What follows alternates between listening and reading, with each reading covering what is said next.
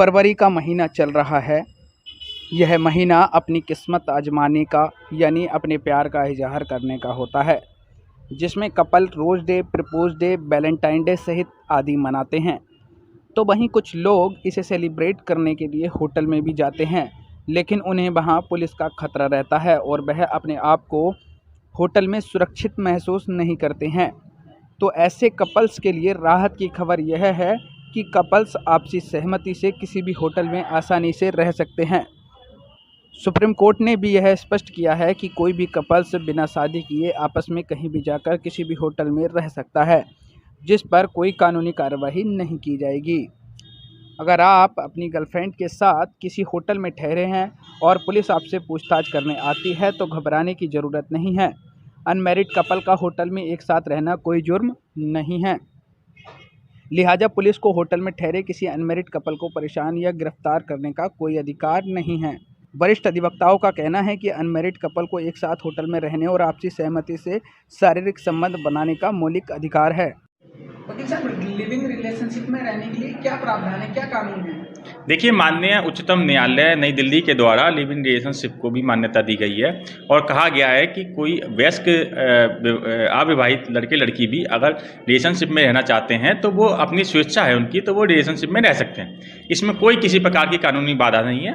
और लेकिन इसमें ये चीज़ है कि नैतिकता का भी ध्यान रखा जाए और लिव इन रिलेशनशिप में लड़के लड़की रह सकते हैं। आजकल के युवा लड़के लड़की जो है होटल्स बुक कराते हैं, तो उनमें जैसे कोई पुलिस आ जाती है तो उसके लिए किस तरह का प्रोसीजर है? होटल को ध्यान रखना चाहिए या क्या कानूनी कार्रवाई होनी चाहिए उन पर, किस तरह से है? देखिए, होटल जो है एक सार्वजनिक स्थल है और होटल अगर कोई लड़के लड़की बुक कराते हैं तो वो बुक कराना चाहिए और बुक कराने के बाद में अगर पुलिस उसकी पूछताछ करती है तो वो स्वेच्छा से अपना बताएं, अपना नाम वाम जो है वो सब बताएं और उनको अपने आने का कारण बताएं और जो भी चीज़ है वो सब लड़की क्लियर करें।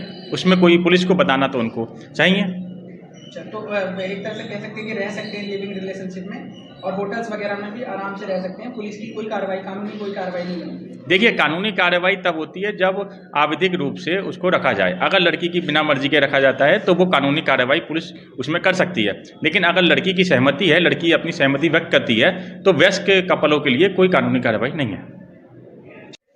देखिए, आर्टिकल 21 में केवल कपल्स ही नहीं, टोटल मेजर जितने हैं वो सब पे एप्लीकेबल है। जितने मेजर हैं वो अपनी मर्जी से, अपनी स्वीट विल से, बिना किसी फोर्स के कहीं भी रुक सकते हैं, आ जा सकते हैं, एक दूसरे के साथ संबंध रख सकते हैं, किसी होटल में रुक सकते हैं। और इंडियन कॉन्स्टिट्यूशन जो है उससे प्रोटेक्शन देगा, पुलिस के माध्यम से या फोर्स के माध्यम से, जो भी है। अगर स्पेसिफिक कोई प्रोविजन है उसके पास, प्रोटेक्शन ऑर्डर है, तो अदर फोर्सेज, अदरवाइज पुलिस तो फिर सुरक्षा के लिए है ये। यदि पुलिस उनसे पूछताछ करती है या कोई उन पर आरोप लगाती है तो किस तरह का क्या रहेगा, पुलिस की किस तरह? देखिए, अगर दोनों की कंसर्न है और बंद कमरे में कुछ कर रहे हैं तो कर सकते हैं। अगर खुले में करेंगे और शांति भंग हो रही है तो उनका चालान किया जाएगा। जी, कल मेरे द्वारा परिक्षेत्रीय स्तर पे सभी एसएचओ लेवल तक सभी राजपत्रित अधिकारी, सीओ, एडिशनल एसपी और कप्तान साहब के साथ एक मीटिंग की गई थी, जिसमें विगत आने वाले इन्वेस्टर मीट और जो वैलेंटाइंस डे है, महाशिवरात्रि को लेके बहुत डिटेल में निर्देश दिए गए। जहाँ तक 14 फरवरी वैलेंटाइंस डे की बात है, जो आपने बताया कि इस तरह की कोई दिक्कत परेशानी या किसी को इस तरह की चीज़ हो, तो सबसे पहले तो हमारा पीआरवी का 112 रिस्पांस या इस तरीके से सारी चीज़ें रहती हैं। इसके लिए जो हमारी एमएसटी स्क्वाड्स हैं वो भी रहेंगी, सभी लोग मोबाइल रहेंगे।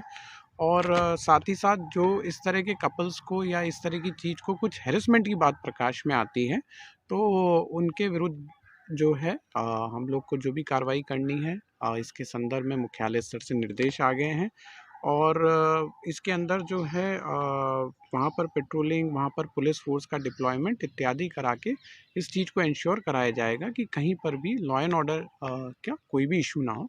इसके अलावा जो हम लोग के महिला सुरक्षा दल और ये सारी चीज़ें बनी हुई, इसमें भी हम डे टू डे ब्रीफिंग लगातार रूप से करते हैं और उनको भी इस चीज़ की ब्रीफिंग की गई है।